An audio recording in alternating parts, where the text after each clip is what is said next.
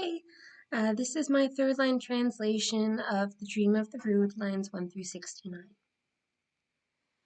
Lo, I of dream the choicest, intend to say what to me dreamed in the middle of the night after speech bearers remained in bed. It seemed to me that I saw a more wonderful tree into the air someone to lead, with light wound the brightest of trees. All that sign was infused with gold. Gems stood fair at the corners of the earth. Likewise 5 there were up on that crossbeam. Beheld there the angel of the Lord, all the fair ones through eternity. Nor was there indeed the gallows of a wicked one, but it there beheld holy spirits, men over the earth and all this great creation. Wonderful was that tree of victory, and I, guilty with sins, wounded severely with stains. I saw the tree of glory, with clothing honored, with joy to shine, adorned with gold. Gems had covered splendidly the ruler's tree. However, I, through that gold, was able to perceive the former strife of wretched ones, so that it first began to bleed on that right side. I was entirely with sorrows afflicted. Afraid I was from that fair sight. Saw I that brave sign to change with clothes and colors. Sometimes it was with moisture drenched with a flow of blood, sometimes with treasure adorned. However, I, lying there for a long while, sorrowful, beheld the tree of the Lord until I heard that it spoke. Then began the best wood to speak the word. That was formerly long ago, I that still remember, that I was cut on the edge of the forest, taken from my root. Strong enemies seized me there, created for them there as a spectacle, commanded me their criminals to lift. Men bore me there on shoulders until they set me on the hill. Many enemies fastened me there.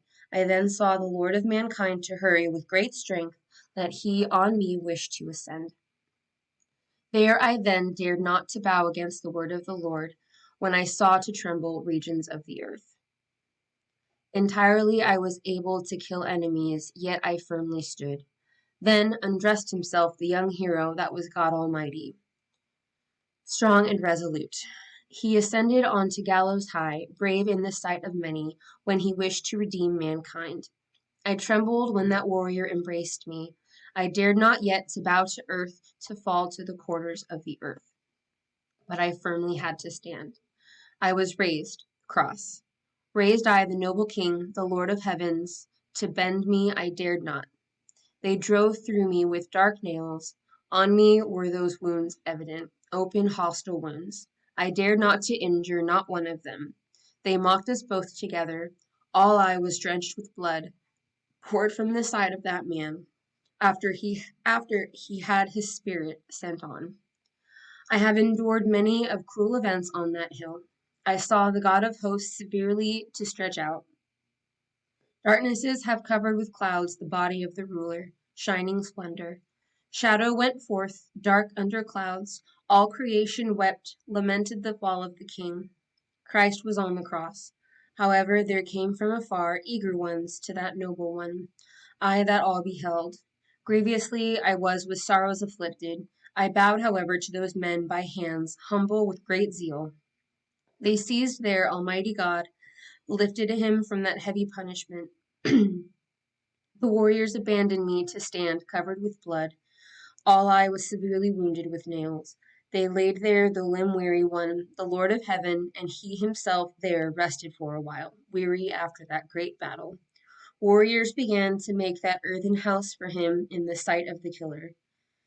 They carved that from bright stone. They set therein the Lord of victories. Wretched ones then began to sing a sorrow song for him in the evening time. Then they wished to travel weary from that glorious king. Stayed he there with a small troop.